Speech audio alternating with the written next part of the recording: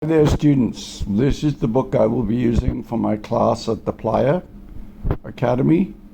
You can get it from Davis Music or your local music store, or you can get it online. I highly recommend this. This is the table of contents, which is a list of songs and which chords you need to know to play them. Some of these are very old songs because this is a beginner book and you only need to know about 5 chords to do everything in this book. So they start with the Jambalaya by Hank Williams is only C and G7. So if you look at the first page, this is also called On the Bayou and it's from New Orleans. And you can see the first chord is a G7th, and then there's a C chord, and there are chord diagrams at the top that tell you how to finger those chords.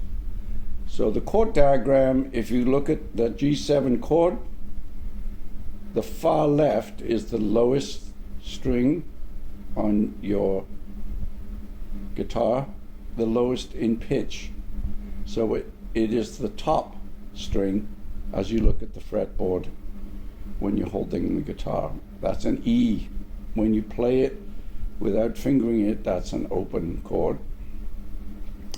The next string is that second from the left, which is A. The next string, which is third from the left, is a D string. And that little circle at the top says that you don't push the finger down on the fret, you play it open. That's called an open string. That's a D. Next to that is another open string with a little circle. That's the G. Next to that, also an open string, is the B string. The furthest right of the 6 strings is the E string, and that's fretted at the first fret. So that means you push that string down onto the first fret, right in the middle of the fret, which is on the wooden part, not on the metal part. If I zoom in a little closer, you can see it tells you which fingers to use. So if you look over on the right on the G7 chord, number 1 is your first finger. Then if you look up on the other 2 fingers, you'll see you play the A string at the 2nd fret using finger number 2. And then the E string, which is the lowest string, the thickest string, you use the 3rd finger to play that. Then if you can see next to it, the chord of C. Okay, you notice an X. An X, it means that you do not play that string at all. You don't want it to sound. So you only play the other 5 strings in this particular chord. And you can see that if you go from finger number 1, you press the B string down onto the 1st fret.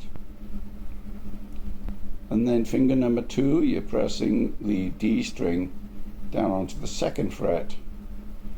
And then the 3rd finger is 3rd fret on the A string. So these are diagrams, and you will certainly memorize those and get a picture in your mind of what these look like.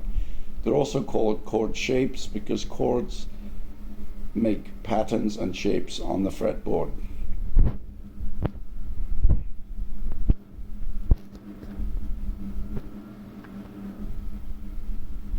So let's zoom out.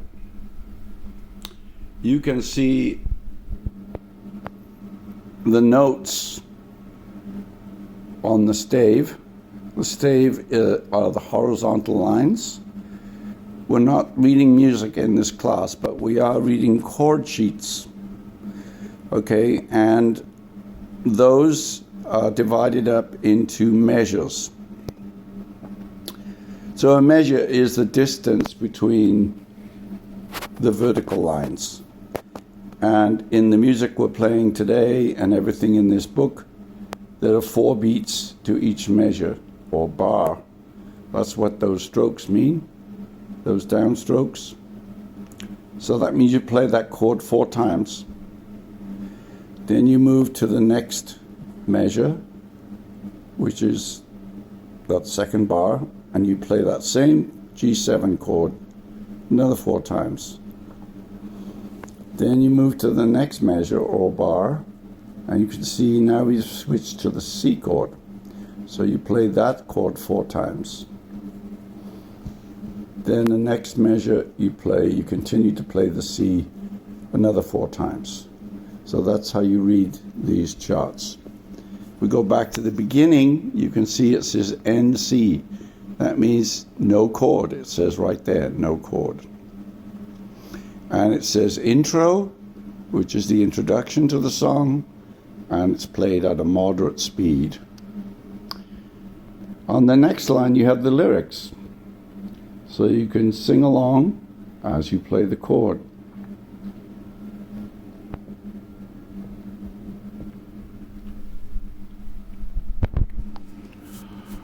Page 48, you can see the basic chords you need to learn so you can play everything in the book with the chord diagrams. So you can see C chord, G7th chord, then the G chord, which is also called G major. So there's nothing after the G that is understood to be a major chord. So G7 is not a major chord, it's what we call the dominant 7th of the major chord of G. So over on the 3rd from the left, you have G major. And then the 2nd from the left is G7th. And you can see the only difference between those 2 chords are you move that finger, number 4, you switch to the 1st finger down to the 1st fret. So with G7 you play that 1st fret on the thin string, the E string. To get the G7th chord, to play the G major chord, you're going to use your pinky to press down on that 3rd fret on the E string, the thinnest string. Some people can use a different fingering, but that's what's recommended in the book.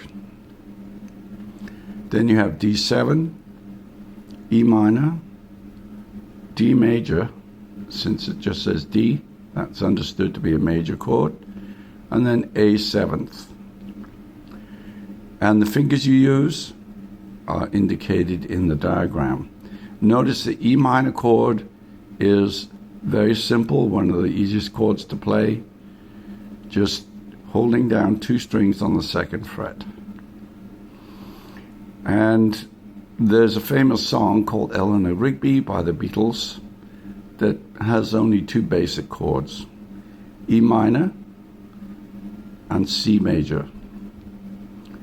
So you can play along to that song. The important thing is to learn how to finger the chords so the notes sound cleanly and you're not touching another string by accident.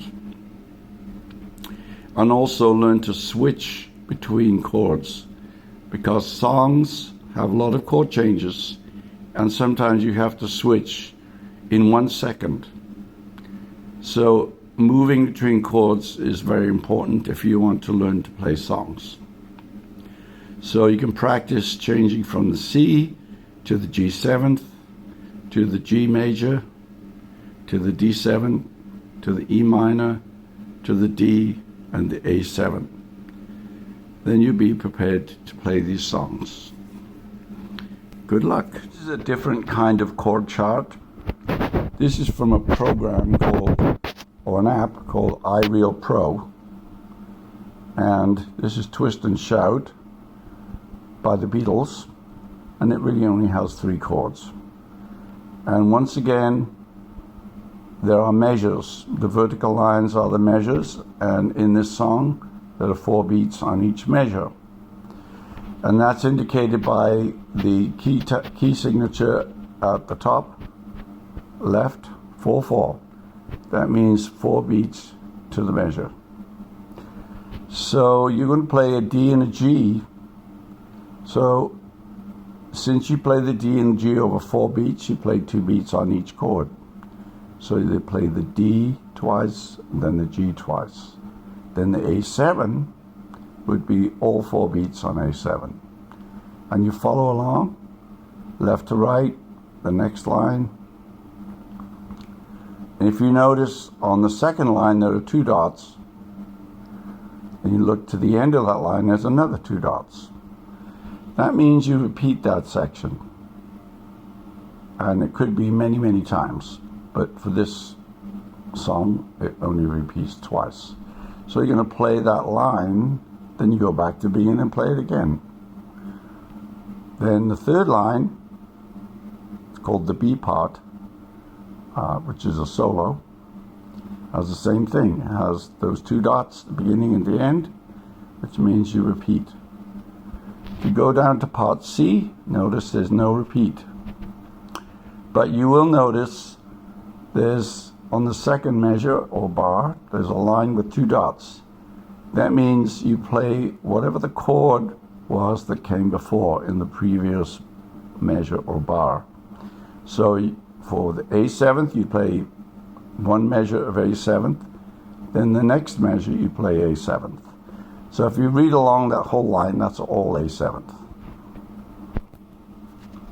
This is another chord chart. It's called the lead sheet. And if you look up chord changes for songs on one of the apps, like Guitar Player, it will show you the lyrics and the chords above the words. So notice there are no measures here.